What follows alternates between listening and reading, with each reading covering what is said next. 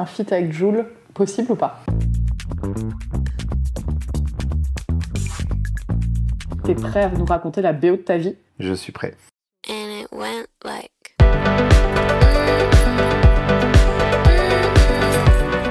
J'ai reconnu ce son, qui est donc la chanson Moon. C'est une chanson qui a fait prendre plus qu'un tournant, en fait, vraiment un décollage à ma carrière. Le fait que le morceau soit devenu viral sur TikTok, avec notamment les partages de Jennifer Lopez, c'est celui qui a un peu tout déclenché.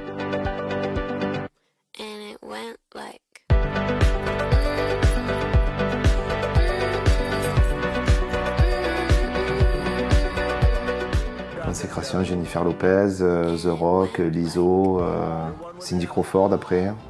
Cindy Crawford, ça m'a plus parlé encore parce que c'était vraiment une idole de jeunesse.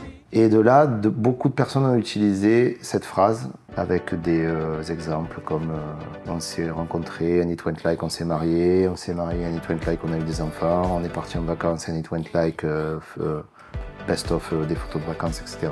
Ça a changé un peu ma vie.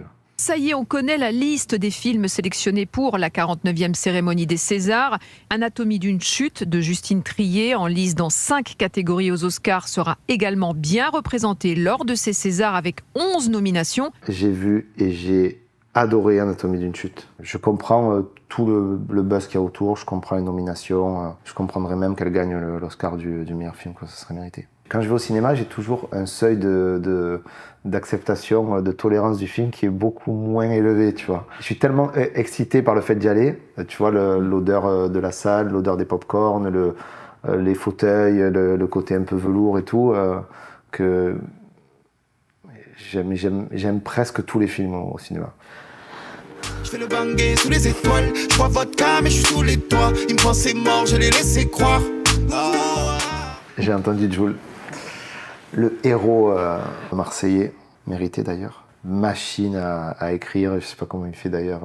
Tu vois, quand il arrive pour la sortie de l'album en Twingo, claquettes chaussettes au stade Vélodrome, tu vois. C'est un truc, je pense, j'imagine les DA de tous les labels en France s'arracher les cheveux pour trouver une idée aussi géniale, tu vois. Alors que lui, il a juste fait parce que c'est comme ça qu'il est, tu vois. Un feat avec Jul, possible ou pas? J'aimerais bien, mais ça m'étonnerait que ce soit possible. Mais en tout cas, moi, si c'était possible, je le ferais avec plaisir. Hein.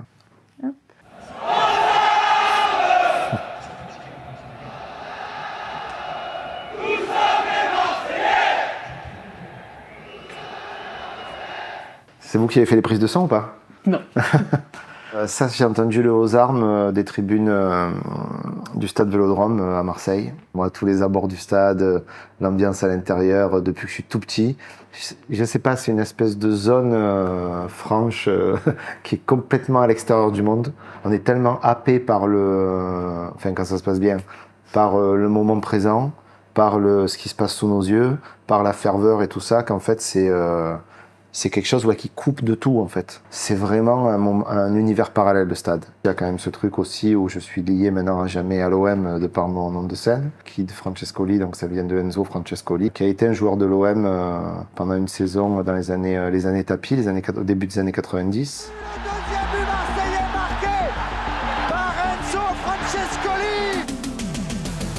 Et j'étais très heureux récemment parce que j'ai fait la connaissance de Eric Dimeco, qui était un joueur fantastique aussi de cette époque-là, qui m'a fait écouter un message qu'il avait reçu d'Enzo Francescoli où il lui avait dit qu'il m'avait rencontré. Et avec Enzo Francescoli qui dit tu passeras le bonjour à Kid et tout, et ça m'a, je sais pas, ça a été aussi notre consécration.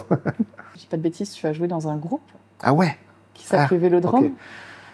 Ok, c'est fou que tu te rappelles de ça parce que je m'en suis rappelé ce matin. C'était un pote avec qui j'étais venu à la laiterie, en fait, voilà, c'est ça. C'est mon meilleur ami de toujours. Et on avait un groupe ensemble et effectivement, ça s'appelait Vélodrome. Et même le groupe précédent s'appelait Olympic Noise. C'était moi qui avais trouvé le nom et j'en étais vraiment très très fier. Putain, Vélodrome, hallucinant. Hein. On fait nos recherches. Ok.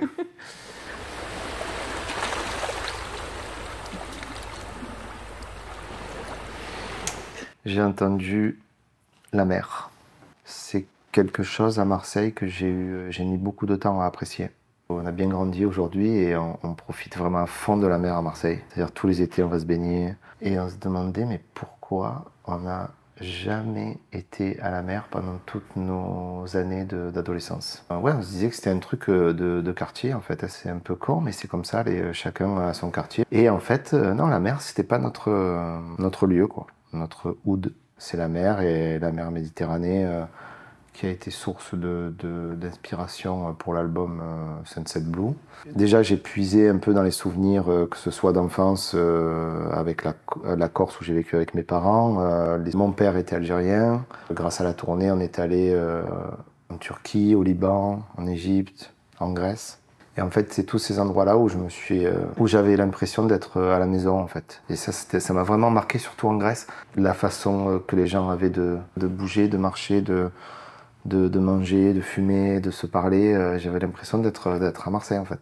Et donc, je pense vraiment que tout le pourtour méditerranéen, comme ça, c'est une espèce de pays. C'est pas un pays, mais ouais, c'est un pays comme en négatif, un peu comme sur les pellicules. Alors qu'en fait, si je pars de Marseille, que je me dirige vers le nord et que je roule peut-être pendant 1 heure, j'ai déjà un sentiment de dépaysement peut-être plus grand qu'en allant en Grèce, quoi.